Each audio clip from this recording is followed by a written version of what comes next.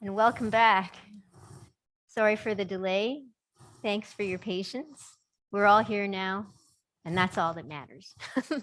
So welcome back to our second deep dive panel, Reframing the Spaces of the Cultural Institution, which is our last conversation session for this day one of PHI Sessions 2021. I am very pleased to introduce the panel's effervescent moderator, Jepchumba. Jepchumba is a farmer, cultural technologist, and founder of African Digital Art and Future Lab Africa. She has been listed by Forbes as one of the 20 youngest power women in Africa 2012, and in The Guardian, Africa's top 25 women achievers. A cultural ambassador, she travels the world to promote the growth of creative technology in Africa.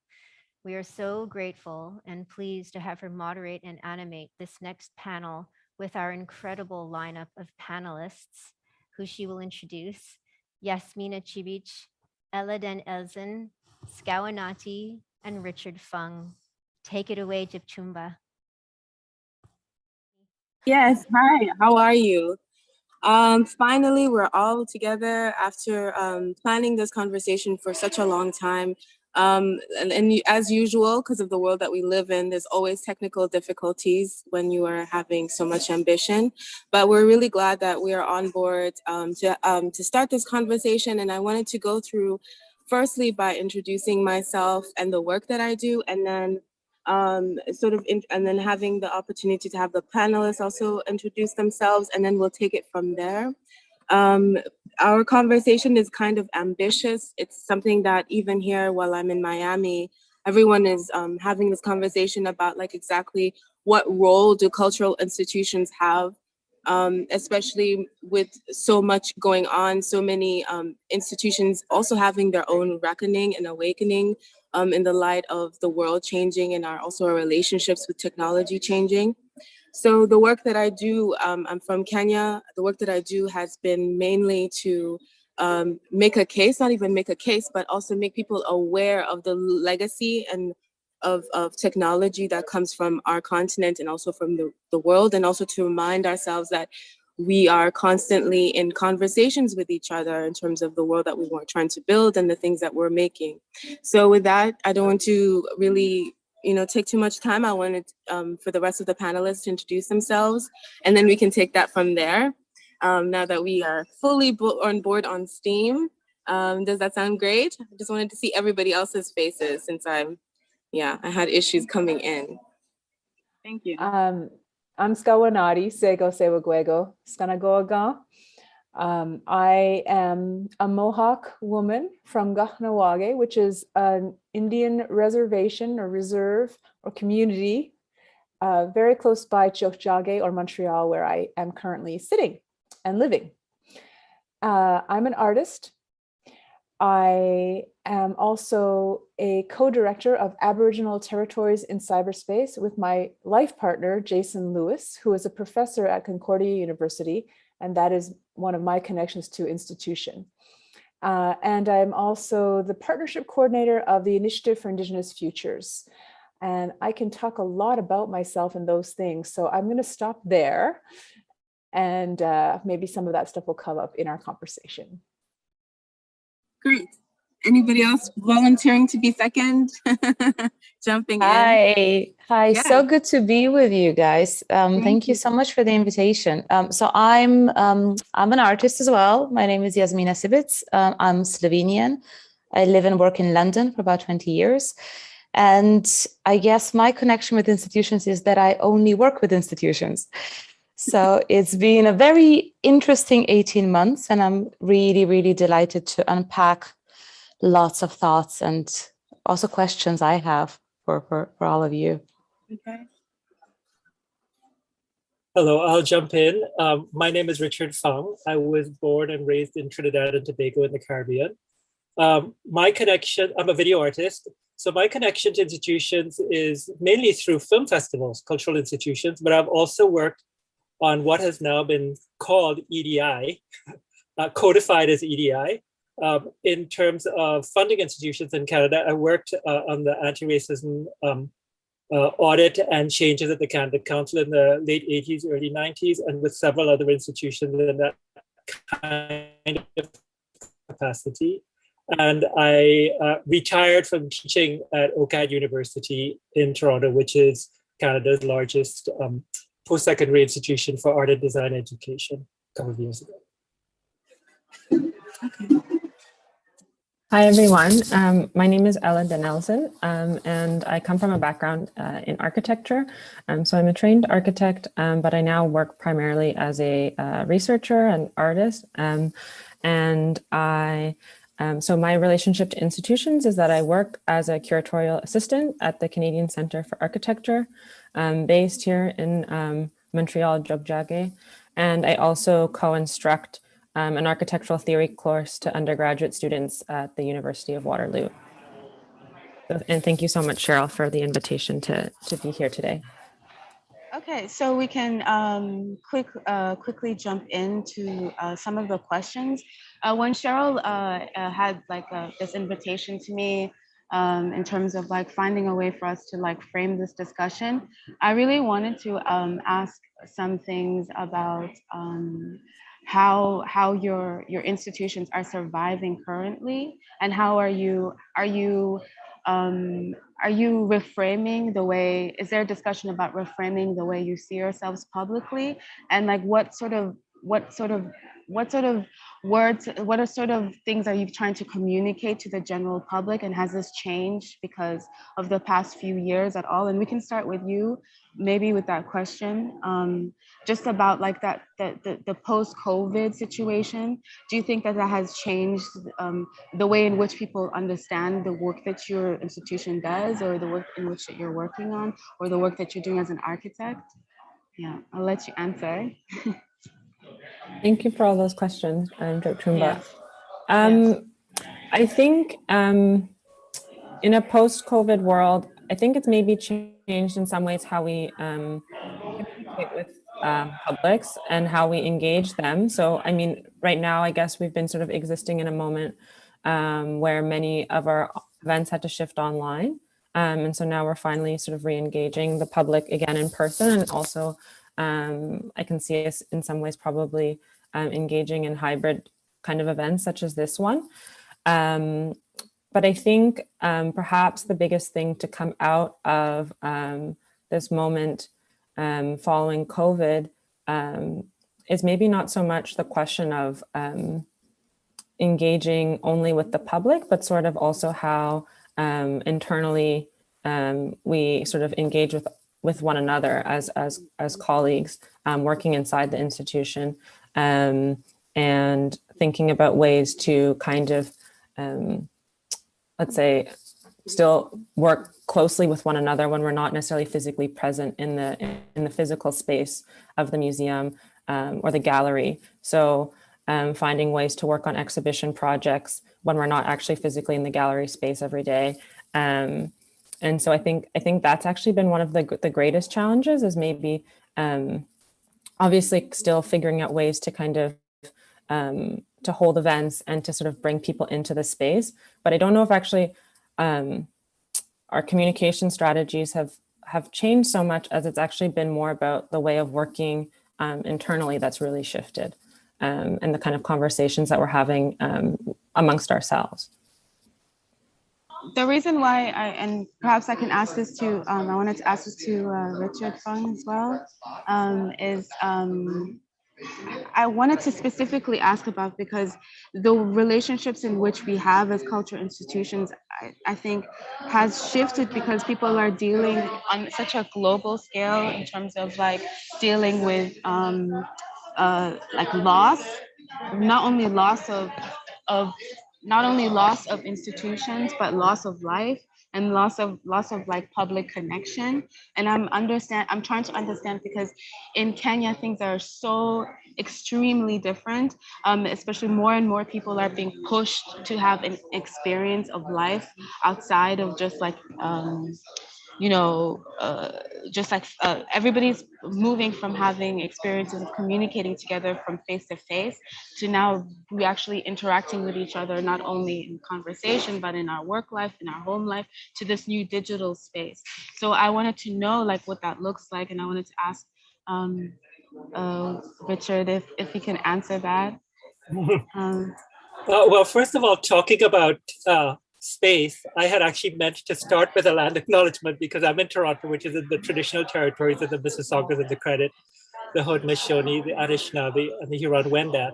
But I think these land acknowledgements are just a first step and a necessary step in decolonization and seeing towards a movement towards justice for Indigenous people. In terms of, as I said, I retired from teaching a couple of years ago, so I haven't been inundated with the challenges of online teaching and doing. One of my friends had to do complete lectures for each class and videotape one of these mini films actually for each class.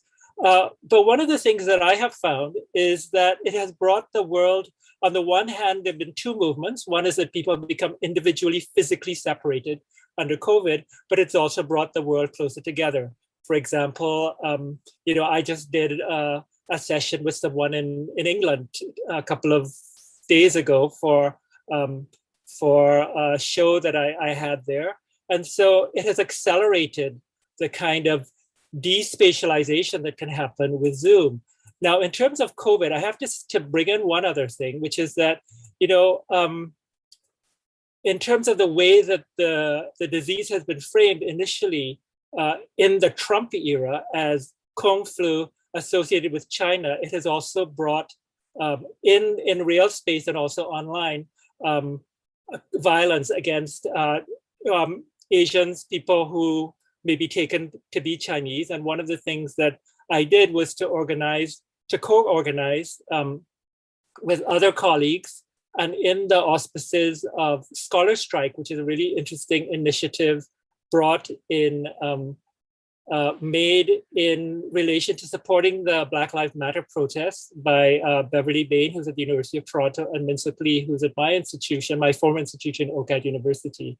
And we did a conference called Anti-Asian Racism Undone, which brought a critical lens to rethinking the way that that was framed. And I'll just go in very briefly to two other things that I've been involved with in this last month. One of them is called Long Time No See, which is very defined.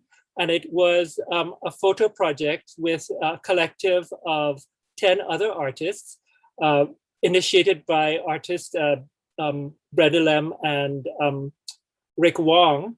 And what we did was we had people take photographs or bring photographs of themselves, upload in Chinatown with stories about those specific places. We also had some of our group involves photographers, and they actually troll the streets of Chinatown talking to people. And those were mounted on the walls of Chinatown and in several sites in that area. So it was very, very space specific and very concrete at a time when the idea was to welcome people back into that physical space. And the other thing that I've been involved with that just happened is a 10-day festival called Queer Cinema for Palestine, which was done, which involved a 10-day festival with 12 cities across the world, from Seoul to Sao Paulo. And these were self-organized, but coordinated and with the support of PACB, the Palestinian Boycott Committee, ASWAT, which is the Gender and Sexual Rights Committee in Palestine, and Toronto Queer Film Festival. So one very physical and one very spatialized. All our meetings were done online. One of the co-organizers I'd happened to meet afterwards, he wanted to know what he looked like in 3D, who's also in Toronto. So I think that those are the kinds of things that have been happening for me. And just to bring it back to the conversation around spaces as well, about this new place that we're all existing between online and offline. I was also wanted to ask you, have you also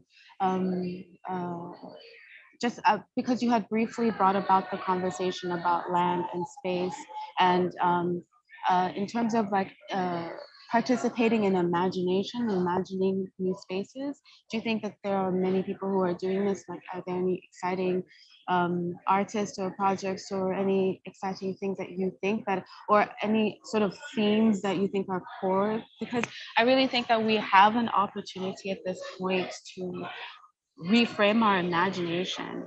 And I wanted to, based on all of these kind of projects that you're involved with, if you can briefly speak about like the imagining of these new spaces that can potentially exist that span between this like the past and the present, and also offline and online, and also these legacies, this historical legacies that we are globally sharing.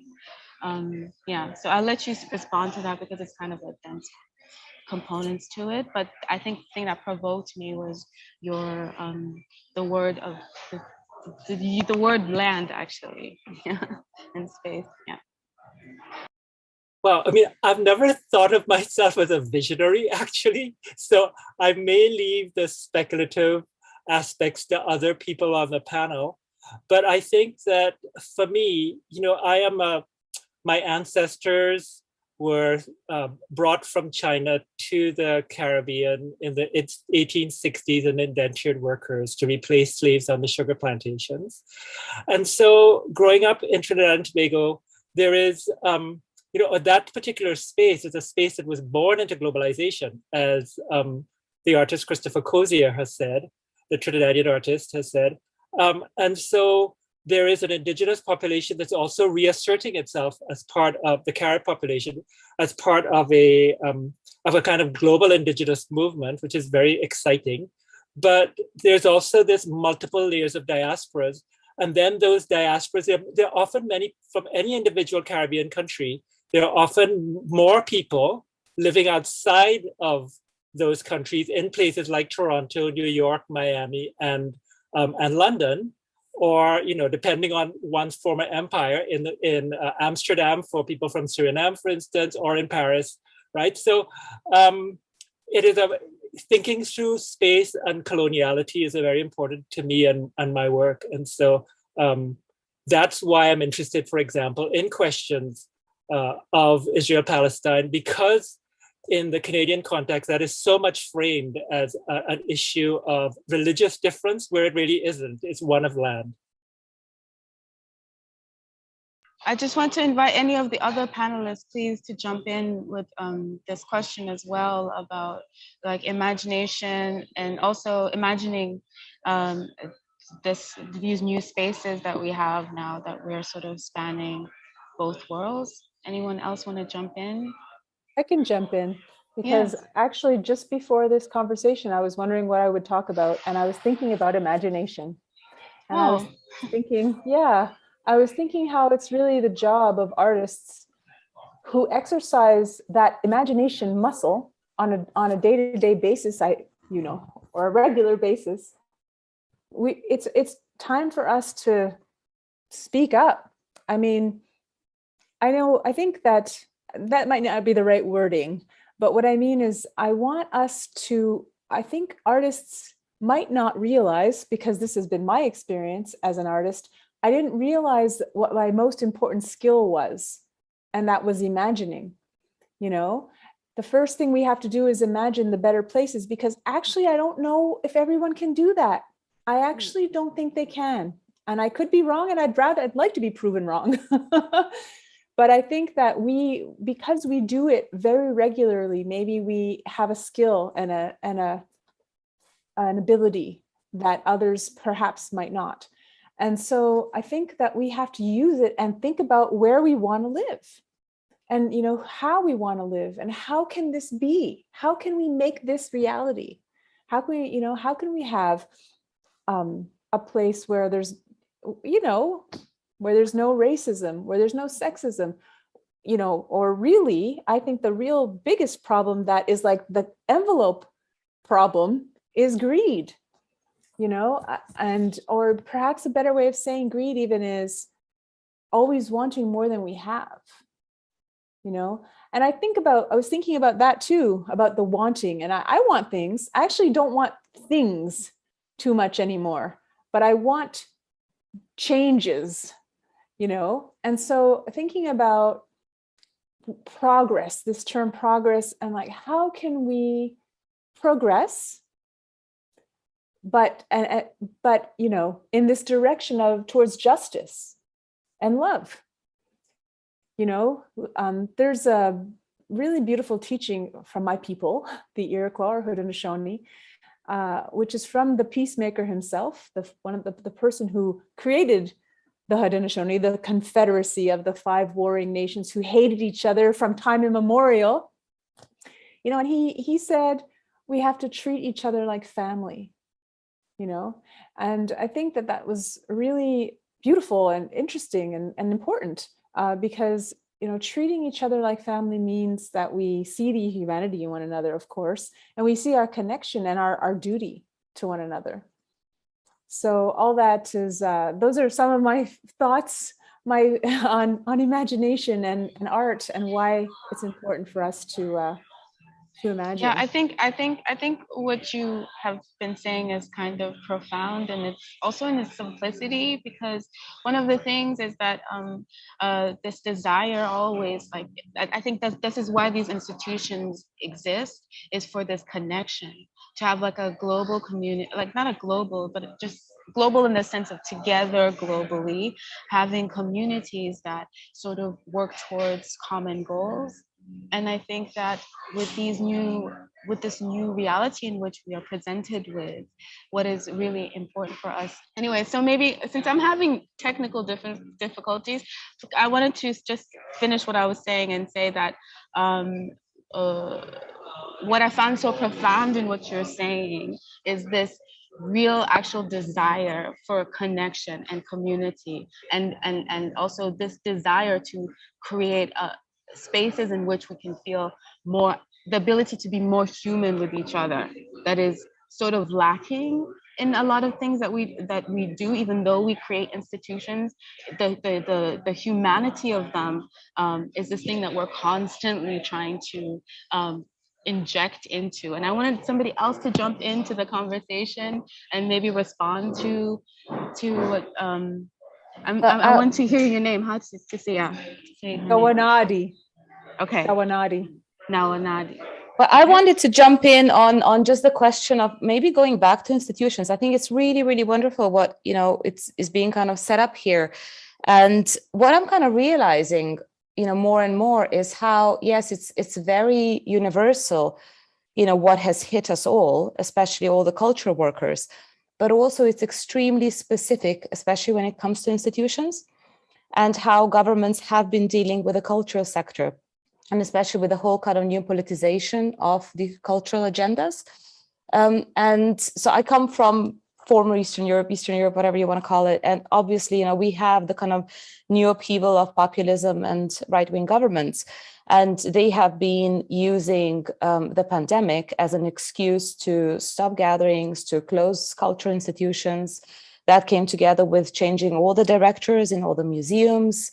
And this has been done extremely fast. And on the other hand, in the UK, we have another, let's say, case study, if you want, which was in a way really beneficial for some self-employed artists, which was this furlough scheme. So self-employed artists were able to claim money, but this was not means tested.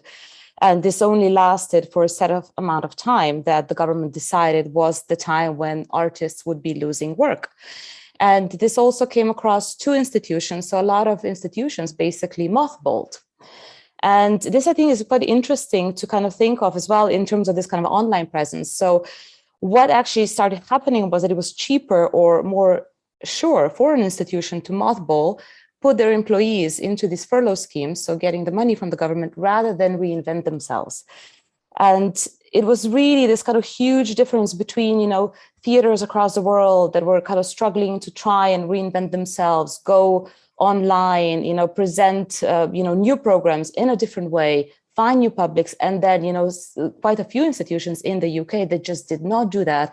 And also my last point, actually, I really wanted to hear your thoughts on this, was this the online space run by institutions. So there's been some discussions about this, sort of the safe online space. for a lot of activists, for a lot of artists who are working as activists.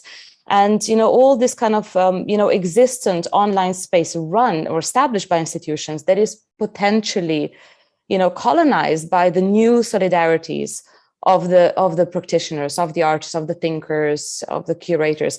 And this was also, I felt, an asset almost that was not utilized.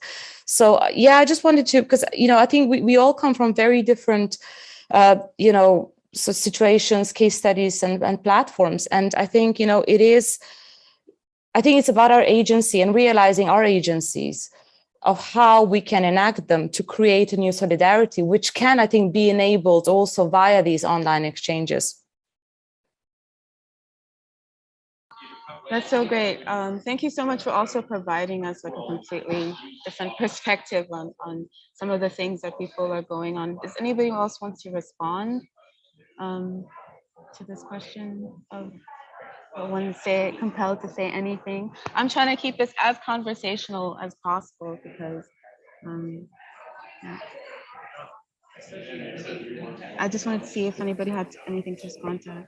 Well, I just think it's interesting what Jasmina was saying about online space. And I think Richard mentioned this or kind of hinted to it at the beginning, but the kind of potential that has opened up about in terms of exchange across different communities and globally because of the online space that has been created. So even today, we're all able to kind of gather here virtually when sort of historically these kinds of events would have taken place in person, which would maybe like limit the number of contributors or whose voice was in the room. So I think the potential of the online space is that it can become a more democratic space. But I think also maybe one of the kind of setbacks with it is that it's not always, ultimately the human connection is still something I think we're still trying to in some ways resolve, or at the end of the day, when you turn off the Zoom, you're in the space of your apartment by yourself. So that communality is not necessarily it's sort of, I think, a question of like how to sustain that beyond these spaces. But I do think that there's the ability to kind of democratize space in some ways because so many people can kind of access, or the online space becomes something a little bit more accessible. And, there's been so many talks throughout the pandemic, especially at the beginning of the pandemic, I feel like that I was able to engage in, or other kinds of institutional events that I could listen into that were taking place, in places like London or New York, or just other cities elsewhere that I normally wouldn't have access to because those events would be taking place in person. So I think, and that's something very interesting to come out of that, but I don't know, I guess sometimes I'm wondering also what happens in the space of I think sometimes, actually there's moments when I've actually been able to have conversations on the side with people in the chat, but that's quite rare. And I think, I guess I just wonder about how these kinds of spaces can actually sustain themselves and what that means sort of moving forward in the next few years. I could say something, if that's okay, which is I'm really interested to hear you talking about the democratization of virtual space, because that's how this whole internet thing got started. Like I was around then, like about, almost 30 years ago. And that's why I jumped on the whole internet and new media and cyber art bandwagon, and what we saw instead of democratization, which, there was some actually, look at, everyone does have a phone, and often, a lot more people have, many people have internet access now where they didn't 25 years ago. But I fear, I don't think I don't know how this space can be democratized, as a matter of fact, believe it or not, sadly, because it requires an institution. So we're all talking on Zoom. And the reason why we can talk for more than 40 minutes without the free account is because an institution is paying for the Zoom call. And that's the case too. My connection to Concordia, I get to have these conversations, but if I'm not part of an institution, I have to limit my conversation to 40 minutes. And that's very easily overcomable. Your conversation gets cut off, you start again, but it's just something I just I've lost a little bit of faith in the democratization of the internet. I think it's been so monetized and commercialized, and there's a better word, and even another worse word. I can't think of the eyes that it is. But so anyway, I didn't, you look younger than me, so I don't want to, I never want to kill the hope and the optimism of a young person or any person, but I just would love to, I guess I'd love to know how you think it could be done. And I don't mean it, I hope I don't sound negative or mean in any way when I say that. No. I don't think that it's something you should apologize for. I also think that it's something that is felt across so many places. And I think a lot of reason why we are having this issue of aligning ourselves with people who are actually would change the way institutions work, just because of historically institutions have not really had a good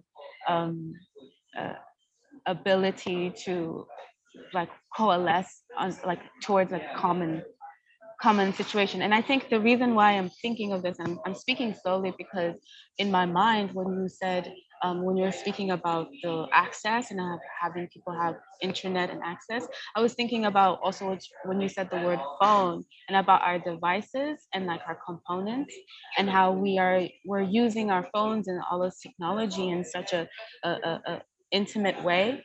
And even in our work zone, in our work life now, we're now expected to, have calls in our intimate spaces, like, which is kind of vulnerable.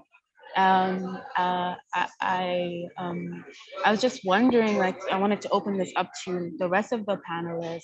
Like, how do you think there are any new possibility of us like ending this, like what you were describing as this deep, dark kind of invisible legacy of all these institutions that have done damage in the past? So I wanted to see if anyone had anything to say about that or to respond to Could I her lack of optimism. Well, before I get to that, do you mind if I comment to both Skawennati and Ella? In that I think that there is an intrinsic tension between the democratic potential of new technologies and capitalism, which is all profit-based, and the system in which we live.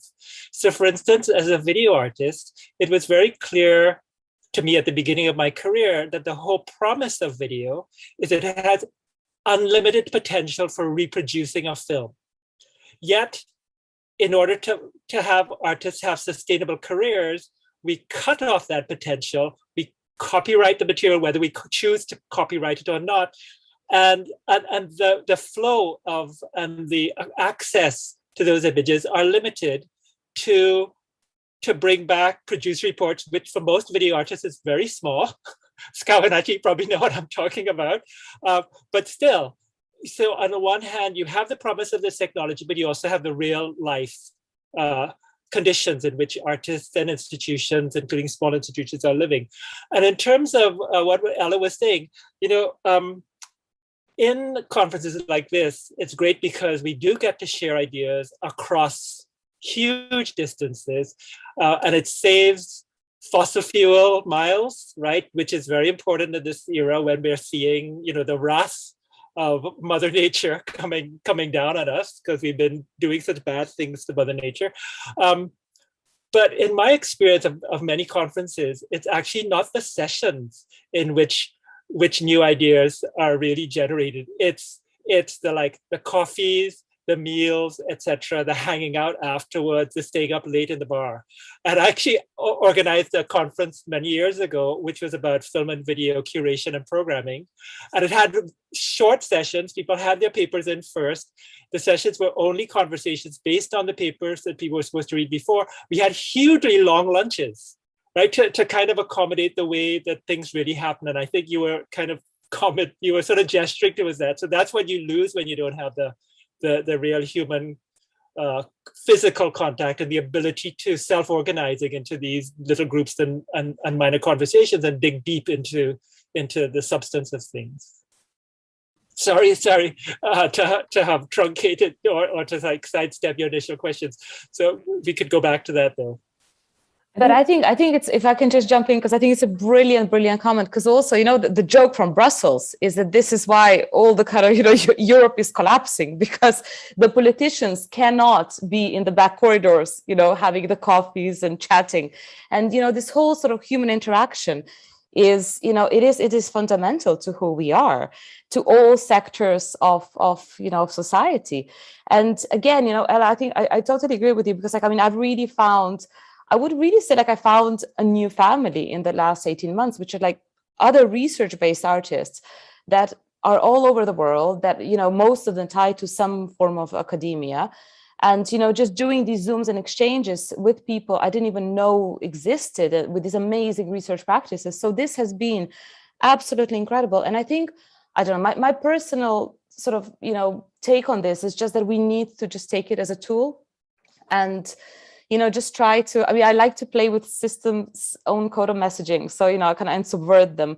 And I think that, of course, it is sort of this kind of capitalist machinery, and, we all know what we are, dealing with. But I think that there is I'm going to be really optimistic here and just throw it out there, but I really think there is a potential of using it to create the kind of, the perverse narrative of the system itself, to create solidarity, maybe even through a gift economy, if we go back to Marcel Mauss, and the whole notion of, if culture is a gift, what is the retribution gift, and I think it's social discourse and activated speech. I also wanted to ask this question that's sort of been burning also, which is around accessibility. And I also want to acknowledge that we're also getting questions from the other people who are in this conversation. But one of the things that has also I was thinking about, which is accessibility. You're saying we're able to connect with people now that much more easier, like we're not limited in terms of travel like we are.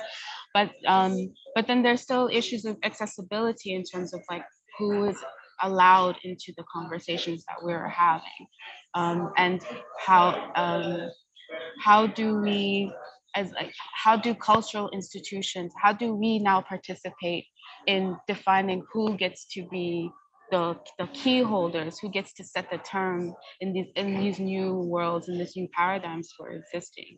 Because one of the issues that has been happening, especially institutions have been used to legitimize the silencing, basically, of communities. And I just wanted to pose this question about accessibility and accountability, basically. Like, how do we, now more than ever, since we're connected, how do we ensure that we're not recreating the same patterns? I mean, maybe, oh, sorry, Richard, you look like you wanted to say something.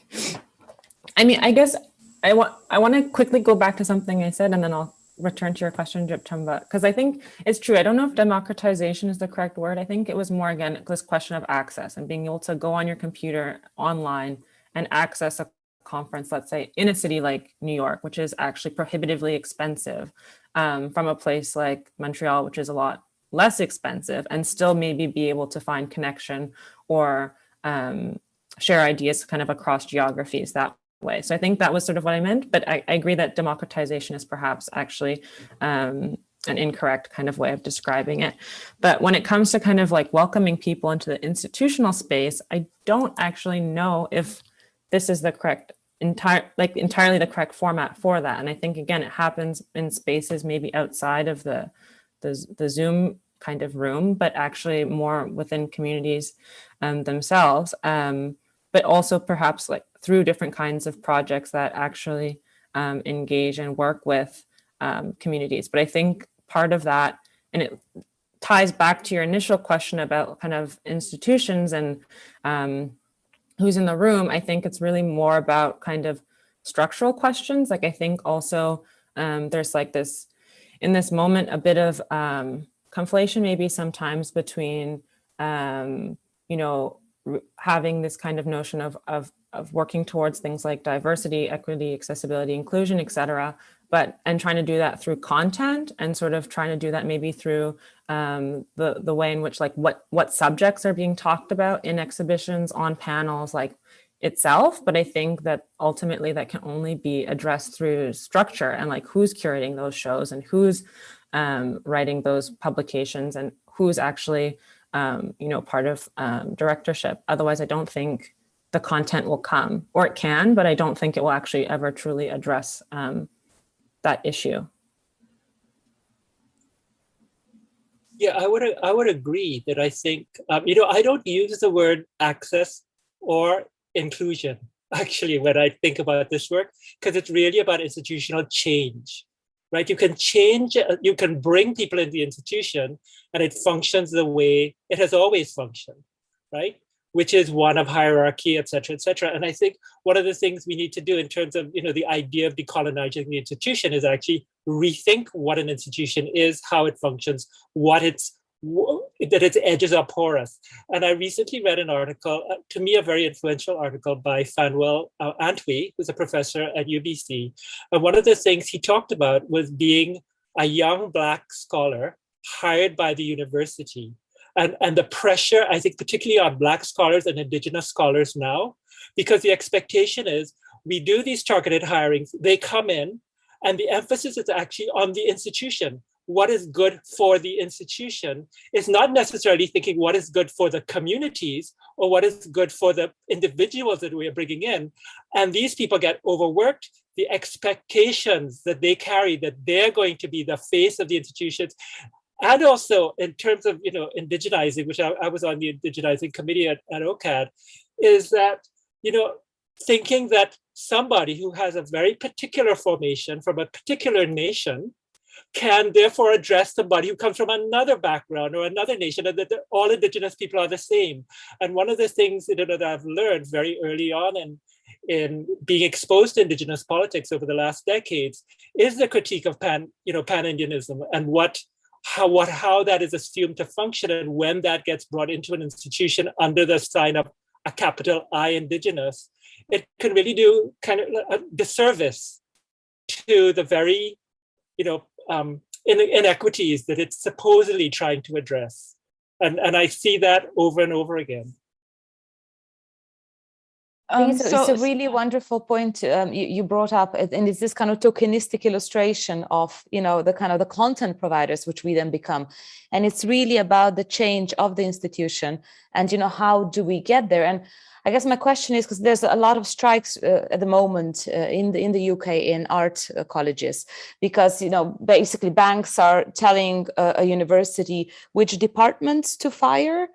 Otherwise the bank will just take over universities, so it's kind of gotten to that point where you really don't know whether then, the people working there just need to take things into their own hands and just basically refuse to perform, or how else can this exchange between basically, because institutions are people, right? I think we all understand that, but, somehow there's still this, the question I still think it really persists is, how is this change made possible? Who is the activator, or is anybody? Can anybody be an activator? The audience, or or the culture workers, if you want. So I think one of the things that we keep circling around this question is that I also wanted to go to actually focus on this and drill down on this, because we have a unique opportunity being in this room together, is actually, what do you think the role is of cultural institutions then? What do you think, do you think they would be able to, what do you think the role is? Or what do you think the definition of an institution should be? Because there's certainly a mismatch between where we think they are. And I also wanted to hear more about why do you think that they exist, or the case for their role in our society. Just, please, everybody has to respond to this question. Yes. So if you feel compelled to jump in, please do, because I really want to understand what your perspectives are on this. Do you think we need institutions at all?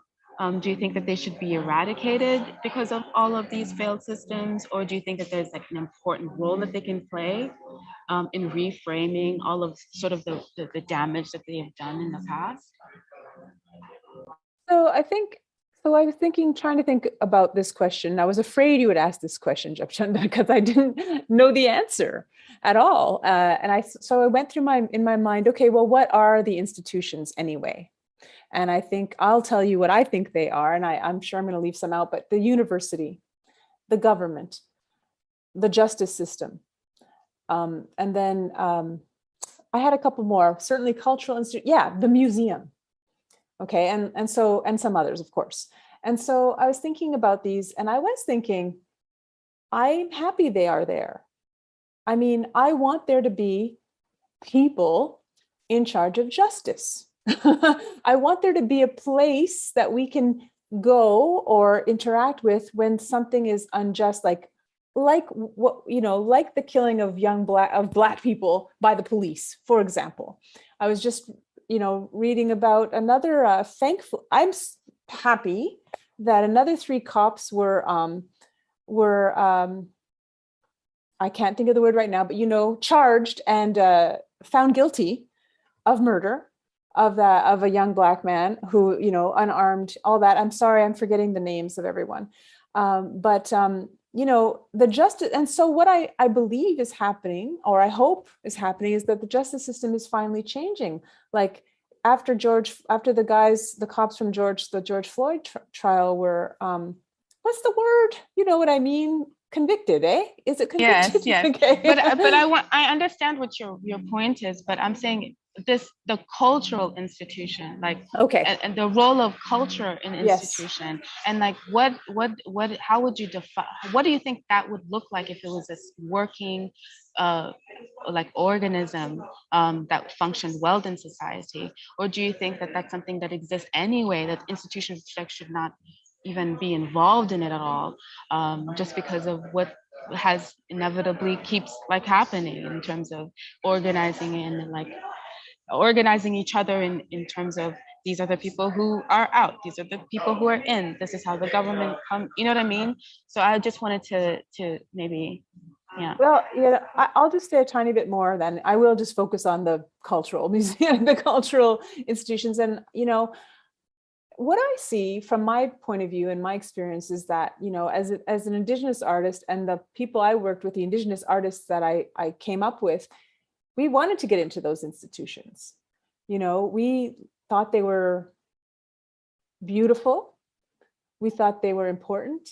We thought they did give us importance if we were in them, and I still have a lot of hope and optimism for the institution.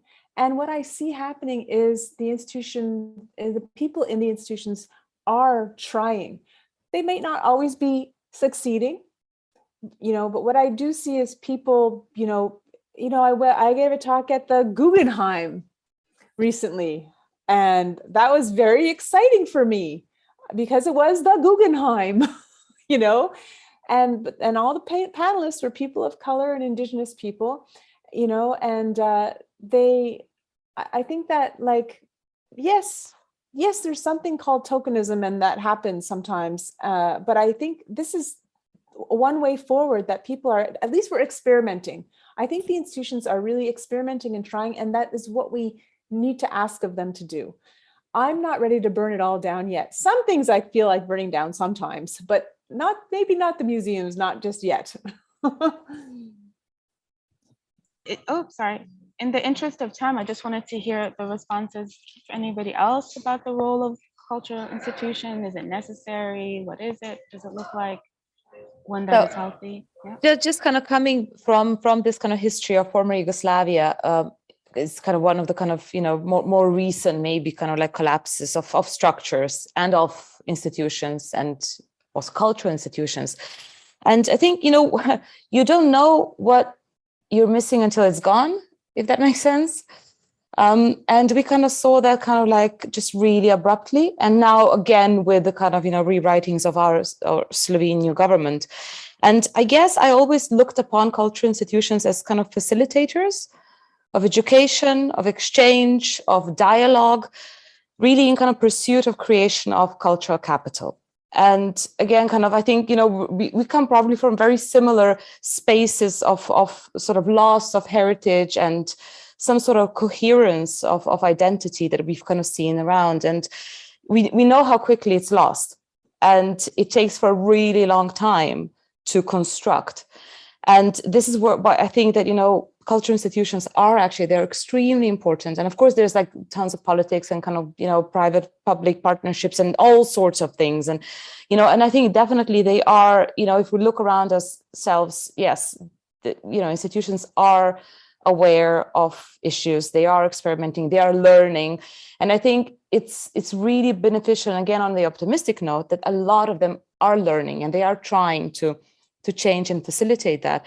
It's, I guess, just maybe a question to you all is, how do you feel being able to be, sort of this sort of a part of this exchange mechanism to help the institutions learn or unlearn? I don't know. How do you guys feel about that? I mean, yeah, that's a good question. But I wanted to ensure that we finish with everybody's response first. Yes, you can jump in and then we can go back to the question. Ella, do you want to go first?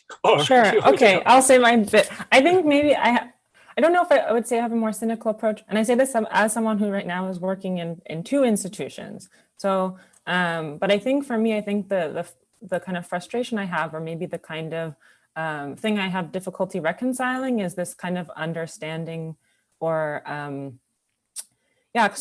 think that, institutions can be great facilitators in terms of like distributing funding to artists or individuals, and sort of helping them support it, depending on how they kind of set up certain frameworks, supporting people to kind of present their work. But I think there's like this kind of understanding that also the way that institutions often function now under capitalism is with a kind of neoliberal approach. And I think the kind of like neoliberalization of the institution is incredibly problematic, especially as someone who's just entering kind of my first, I'm very grateful for the opportunity, but my first opportunity to teach.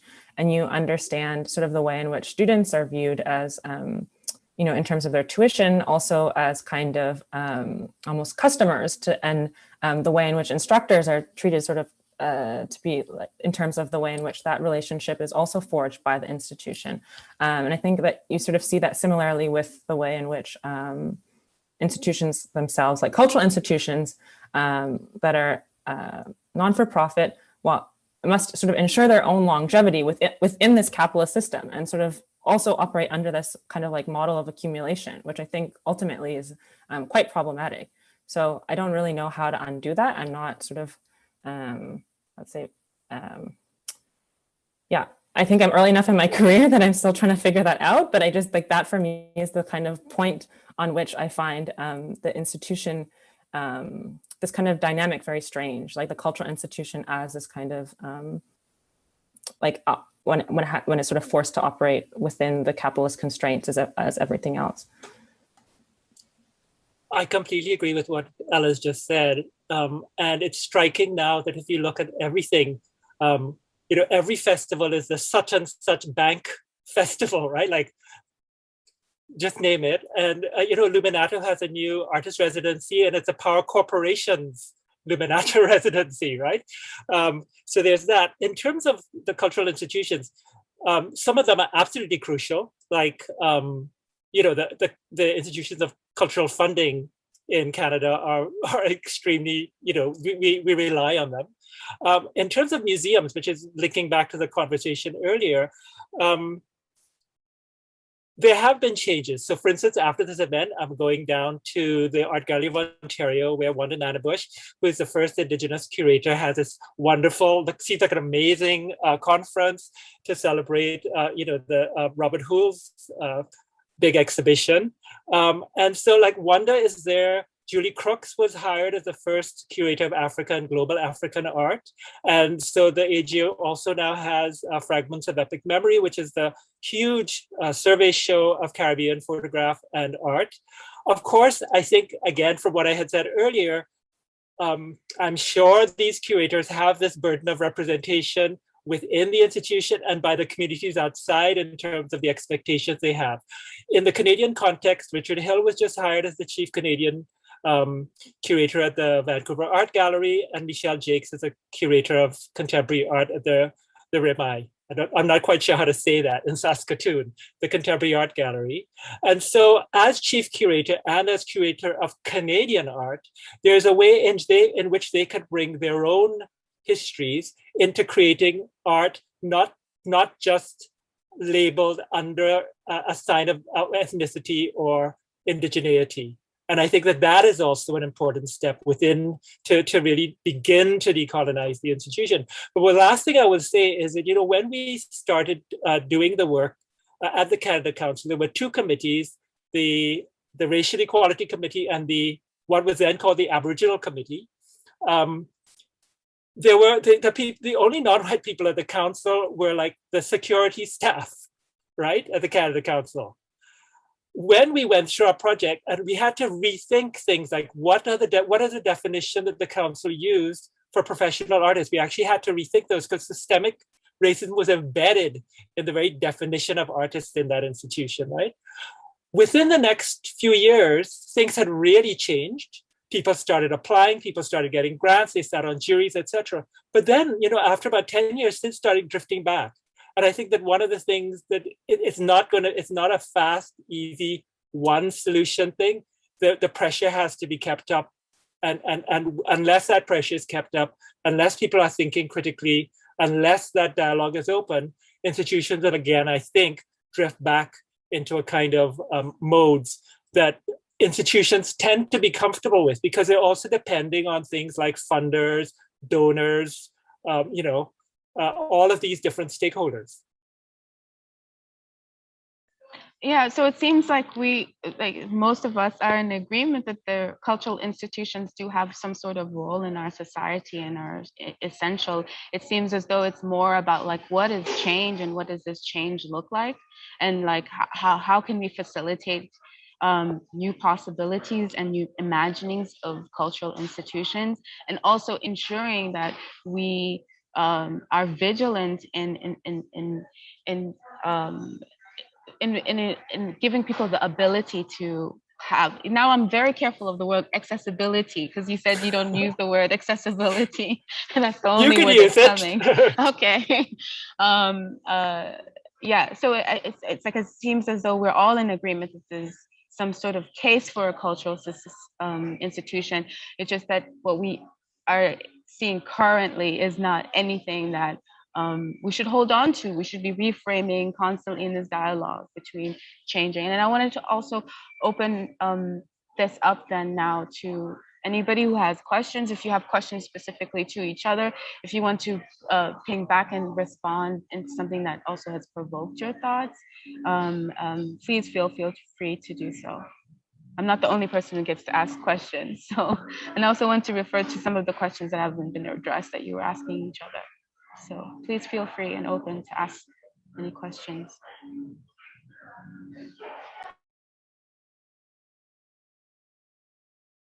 I just wanted to make a comment sort of from I've got two words written here, pressure and muscle. And it's really, and I think this is this kind of really lovely, sort of merger, kind of really thinking of, of our practices as this kind of, as Skawennati, you were saying that, artists are kind of used to, the muscle to kind of interrogate and to push is perhaps more developed than in other fields, perhaps, right? So, and if we have that muscle, that's, it's about then using this muscle to then, Richard, as you say, to pressurize and continue to question the institutions, whoever the institutions are. And I think it's a really lovely way of, kind of looking at what we do in a sort of just in a kind of in a good light, sort of out of this kind of dark space, which, I personally felt really kind of succumbed to in the last year or so. So yeah, no, just thank you for that. Pressure and muscle sounds like a great t-shirt brand for any art institution. Imagine having that pressure and muscle. One of the things also, and I think somebody raised this question, was about the capitalism of the way things are set up? Can cultural institutions function and work without understanding and framing themselves in this in capitalism? Even the way we are referring to like certain things and objects, there's always sort of even our language has come from this like capitalism. Richard, you mentioned this also, this capitalism legacy. So I wanted to ask you guys I wanted to ask you all if you had any thoughts on this. Cultural institutions can continue to exist outside of the framing of capitalism.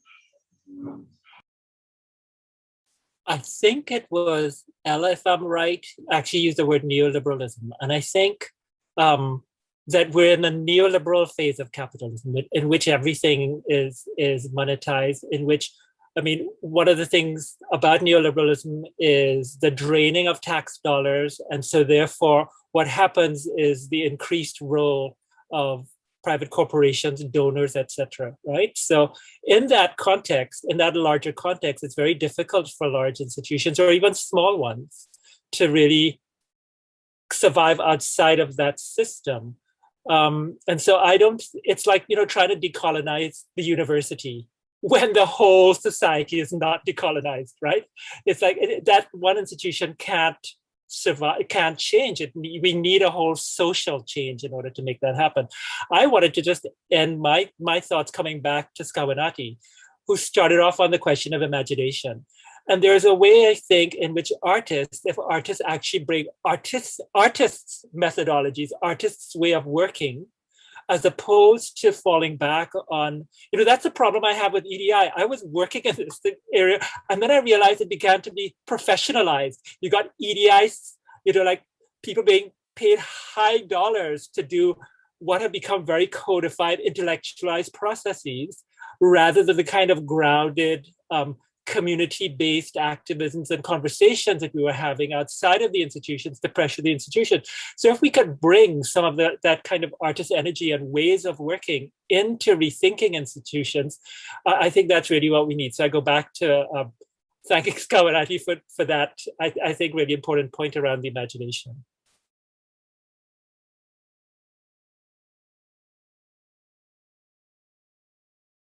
We have to imagine a world without capitalism. And that's very, very hard. Really, I tried, and I don't know if I imagine going back to, I think Jasmina said gift economy. I'm not remember, but I mean, going back to a barter system. Money is useful. I don't even mean like it's nice to be able to buy something. I mean, the symbolicness of money to exchange, there's a usefulness to that, a practicality. But I think that all of us, and I mean like most of the world, we think that capitalism is like gravity, that it's not a human-made thing, that, and that's what I'd like to try and do, is just try and remember that system did not always exist. It existed after humanity. We existed first. We made it. So anyway. If I may just pick up on that, because I think one of the things is that, for example, the Long Time No See project that I described, nobody was paid, there were no grants, it was all done through a sense of love for the community, right? But I think under neoliberalism, that kind of volunteerism is very difficult, because, when there was a stronger safety net, people could afford to do that. There was a way in which you could make a living, right? But now I realize the inequalities of being that, because I'm a retired professor, I had a well-paying job, etc. And so, but not all artists, young artists, are in precarious positions, right? So this idea also that I think very, very problematic, but that is very pervasive in society, that the artists are there, they have fun, they do things and everything, like, let's bring in an artist, we want to offer them an honorarium because they're just having, they like to be creative, right? There's a way in which artists are often exploited. And they like exposure. But also, like, especially like in the 80s, if you look at the UK, artists were time rich. and you could kind of sign off on the dole and you could just got by, and you had that time, you had that freedom. And again, this is back to the system, which I agree, yeah, it is like gravity, and we cannot even imagine how to exist outside of it. But also, we are all busy all the time, and and there is precarity and no time. So it's this double wham, and it is, I think, yeah, it's about imagination of kind of like how to kind of climb out of there, and just sort of just challenge the situation, because I think it is absolutely really important. When I do a lot of teaching as well, and for the first time ever, I've seen students depressed, and that's not a good sign, and it's about, how do we now enable them? I mean, I was going to say, I feel like an old fart, I've kind of done my thing, and we'll be fine. We'll kind of sort it ourselves out somehow. We know how to do it. But it's about the young generation. And again, I'll come back to this kind of this notion of solidarity and the gift economy again, and I think it is also about this sort of enactment of the field itself, of us, to kind of continue giving back to not necessarily the institutions even, but to to ourselves, but the ones who come after us. Yes, and this is why I was trying to ask this question in the beginning of our call with this thing about COVID-19, and I also found myself describing it like post-COVID, as if it's over, but we're in this stage of people experiencing vulnerabilities in unprecedented ways in our living experiences. So I was curious, like, how can we ensure that cultural institutions can play a role in these like huge mental reckoning that we're having, all of these like symptoms of like mental illnesses from racism, all of these like things that have come out from all of these like harm that institutions have done. I'm just saying, like, I'm trying to understand, like, what opportunities do we have as cultural institutions also to play in this very new vulnerable place that we are experiencing currently. So I don't know if you guys have any thoughts on that.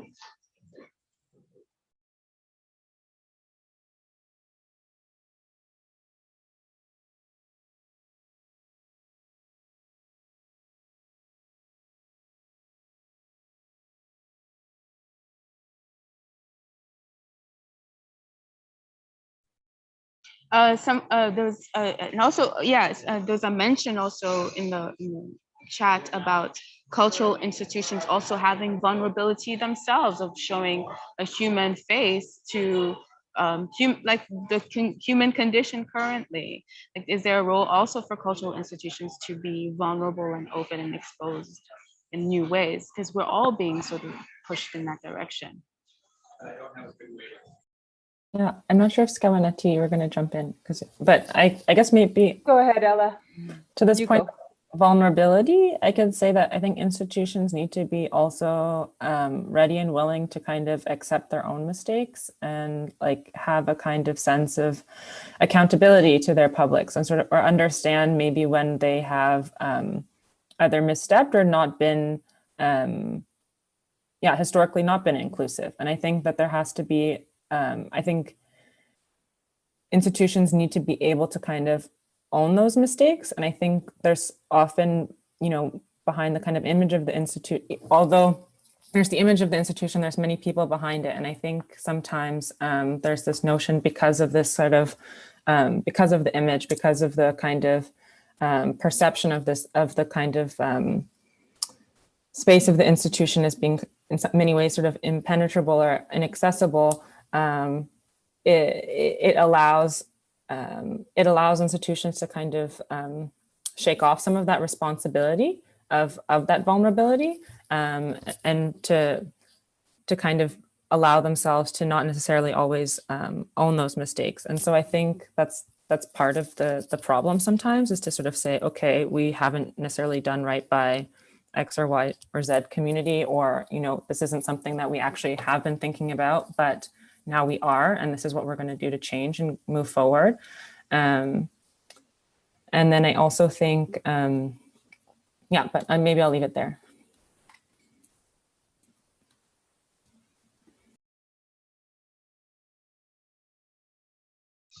Hey, I'm still here. Yes. So if anyone wants to jump and add anything as we're closing, any questions, anything as we're continuing this conversation.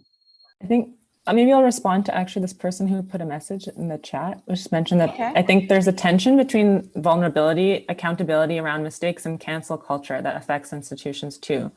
And I agree. And I think perhaps that's maybe what sometimes, limits this kind of sense of accountability. But I think maybe we need to imagine or move past that in some ways and sort of recognize that that's perhaps the only way in which institutions will be able to kind of reckon with those legacies or histories, and also maybe in doing so redistribute some of the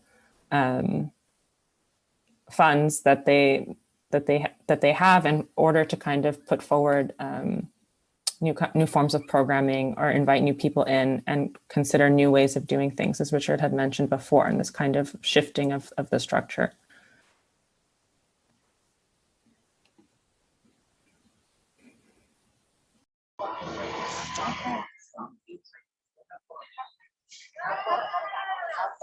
Is anything else? Any other questions? Any other comments, Bernie? Hey, let's ignore her. Then ignore her. Just ignore her. I don't need to go. Jackie, first.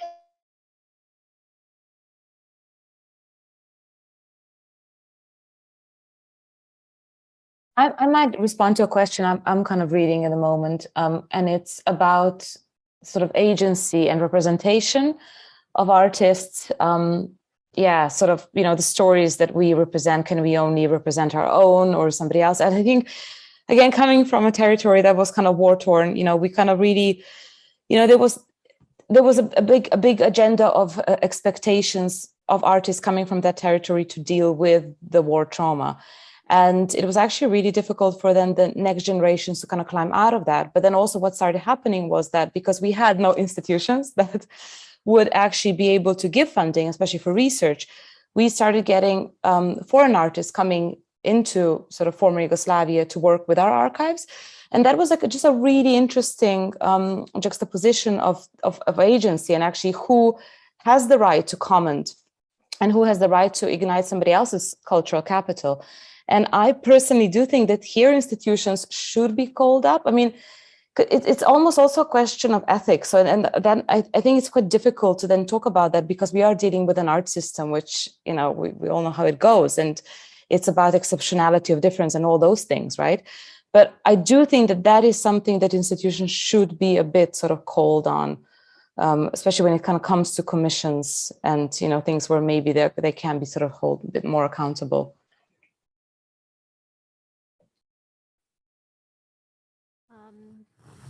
Thanks all. I don't want to stop us. I want to encourage some conversation questions from the forum, and try and tease out a few of these things. I mean, we originally conceived of this question when we were thinking about that overlap that we've come to reconcile or negotiate between physical and digital spaces, but also ownership of spaces and who has agency within the spaces of the institution. These were some of the things that were undergirding our own questions, at PHI. And so, a lot of you are having sort of a critical moment, and that's sort of what we wanted to tease out, but also this potential. But if, when I was thinking about you, Skawennati, I was thinking about the work of Cyber Powwow, for example, to make a space, a digital space for people to go where you may not have had even access to the internet or a computer, and then space was made in institutions for that. And this was an interesting example, I think, of the reciprocity or reciprocal relationship between artists and institutions and communities. And so I'm I think we're all grappling with how to nurture these kinds of relationships going forward. And I don't know, Skawennati, maybe you could talk a bit about what it means to try and bring those three things together. Well, you know, it was a lot of work that I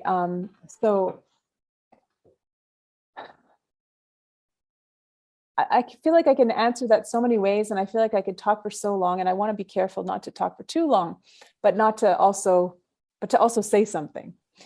So I think at that time, so that Cyber Power took place in 1997 the first time. And, you know, it was a Nation to Nation project. Nation to Nation was a collective of Indigenous artists that was founded by Ryan Rice, Eric Robertson, and myself. And that project was really different for us. Well, I was the initiator of it because I was like I said, I truly jumped on the internet bandwagon. I really believe that digital spaces would become a way for us to connect exactly like how we are now in Zoom, only we got to wear avatars and, you know, be, you know, cuter. I think it was I guess what I want to say about your exact question, Cheryl, is that it is important to open up these spaces to people who were traditionally left out or kept out or just didn't think they belonged. I really believe it's really important. It's something I carry through to more recent projects like the Skins video game workshops, which we do, which teach Indigenous youth how to take stories from their culture and put it into a video game, and other stuff as well. And one of the things that we did in that program is we had the class at first. The first time we did the workshop, it was over a 10-month period. We went to Ganawage and we went to Survive the high school there, and we did it in their space. And we thought that was really good. But then we started to think, you know, might be really, well, actually the university wanted us to have it in their space. And I was like, that's what we have to do. Not because they made us, but I realized like a lot of people, you know, people think there's a general thought that it's good to go to higher education, and that Indigenous people don't do that. Indigenous people are still one of the highest rates of dropouts, high school dropouts here in this country, in both in North America.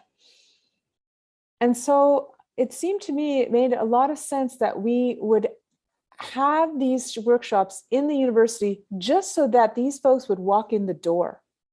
And that's what Cyber Power also did. People would never go into those artist-run centers, you know, they were walking through the door and coming in and seeing that this place wasn't actually that different or that inaccessible, you know. So I think, I do think that there's a great thing in getting the institutions to grab their community, artists to bring their communities into institutions. I think that there's a great benefit to that. But I also think that there's something we just have to be careful of, is that actually not everyone wants to be in the institution. Not everyone wants to go to university, nor should they. Not everyone needs to be in an artist-run center, you know? And I think sometimes some of our energy gets tilted too much to like bringing in the community when they might not actually want to be there. So it's just something it's just a little something I wanted to throw in because I think we have to always have balanced approach as much as we can. And I guess one more thing, sorry, blah, blah, blah, blah. You know, I just forgot to mention when I introduced myself that I co-founded an Indigenous artist-run center here in Montreal called Daphne. And we're just we're sort of doing that. Like we're also sort of wanting Indigenous people to feel comfortable coming into an art gallery and interacting with art. You know, I do believe art is for everyone, but not everyone wants it either. You know, sometimes people ask me who my work is for, and I say, did you get it? And if they say yes, I say, well, it's for you. You know, and if they don't get it, it's not for them. They don't want it, and that's okay. Happy to Sorry, Jepchumba, I don't mean to step on your toes. I was just wondering if Please anyone do. else. Please do. Widening Step on all circle of here. us. Thank you. Did anyone else have anything to add to this question of, sort of creating reciprocal relations between institutions and communities and artists? On that note, I would just come back to what Jasmina started talking about, which I think is the kind of ethical center that ethics have to inform any kind of community or building of relations across difference, whether it's between artists, communities, and institutions, or among different kinds of communities. And I think, I think it's not. There's no set answer. There's no kind of like snap that you can do, and it's something that needs to be worked out. And listening is part of that. That I think the process that is that would come out of approaching thinking through an ethical relationship. Jepchumba, do you want to wrap it up? Yes, thank you. Thank you for also just being so flexible with us with time. I really wanted to ask and also leave with this note about just back to the question about humanity and humanness in institutions, and really wanted to ensure that we keep the conversation going in the sense of that we are all humans as of now having these conversations. So I wanted us to, I think a lot of the ideas were in a sort of lull, because a lot of the things that we have spoken about there has been have been provoking my imagination, and I hope that the conversations that we have will continue to do so. So I just wanted to leave off and say if anybody wanted anything last to say, and just thank you guys so much for inviting me to meet other people like-minded. I'm in Miami, in Art Basel, like trying to understand the new context and the conversations that people are having around here. And I'm just so delighted to have the opportunity to have this conversation with you. So I just wanted to leave off with that and say if anybody else wants to say something, and like hopefully this would be a compelling excuse for us to continue to talk, because I think some of the key things that we've been speaking about are really critical and are much needed. So yes. Thank you, everybody. Thank you, Jepchumba. It sounds like there's some crazy Miami action going on there. Thank you so much, There is not Jasmina. one quiet room in Miami. It's impossible for the city to be quiet. I have tried, I have moved several times, but I've made demands, but the city is definitely loud. So thank you so much for that. I hear you and I believe it. Jasmina, thank you for joining us. Ella, Skawennati, Richard. This has been another very generous and in-depth conversation. And thanks to the forum for being with us to really kind of complete a sense of presence and exchange. We really need to continue these conversations, and you've given us a lot to think about. So thank you all. That wraps up this second deep dive session. We're going to take a final break for all of us and the interpreters and invite you back for a closing summary session, which will be a moment for us to share some of our findings around the major threads that have come out of these conversations today, and just to get us thinking about our own hypotheses and ideas for all kinds of cultural institutions that are out there. And we want this to be a kind of conversation amongst us all. So, Talia and I are going to, have a conversation, but then we really want other people to sort of start sharing some of their thoughts around what's come up today. So get ready to, digit into that Q&A. So stretch your legs, and we'll see you back here at 4:30. Thanks, everyone. Thank you, panel. Thank you Bye. so much, everybody. Thank you, everyone. Nyawa. So nice to meet you.